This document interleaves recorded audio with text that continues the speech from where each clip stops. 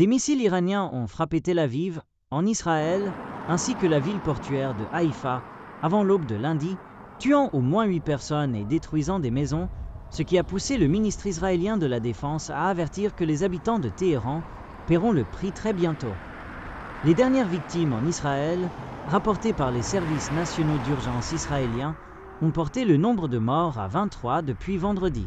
Les attaques israéliennes en Iran ont, quant à elles, tué au moins 224 personnes depuis vendredi, a déclaré le ministère iranien de la Santé. Au moins 100 autres ont été blessés en Israël lors de l'attaque nocturne, faisant partie d'une vague d'attaques de Téhéran en représailles aux frappes israéliennes visant les programmes de missiles nucléaires et balistiques de l'ennemi juré, l'Iran. Les opérations de recherche et de sauvetage ont commencé à Haïfa, où environ 30 personnes ont été blessées, ont indiqué les autorités d'urgence, tandis que des dizaines d'équipes de premiers secours se sont précipitées vers les zones touchées. Des incendies ont été observés dans une centrale thermique près du port, ont rapporté les médias. Des images vidéo ont montré plusieurs missiles au-dessus de Tel Aviv, et des explosions pouvaient être entendues là-bas et au-dessus de Jérusalem. Plusieurs immeubles résidentiels dans un quartier densément peuplé de Tel Aviv ont été détruits lors d'une attaque qui a brisé les vitres des fenêtres d'hôtels et d'autres maisons à proximité, à seulement quelques centaines de mètres du siège de l'ambassade américaine dans la ville. L'ambassadeur américain a déclaré que le bâtiment avait subi de légers dégâts, mais qu'aucun membre du personnel n'avait été blessé.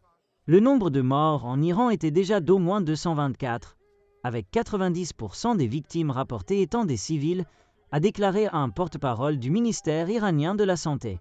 Toutes les victimes en Israël étaient des civils, selon les autorités israéliennes.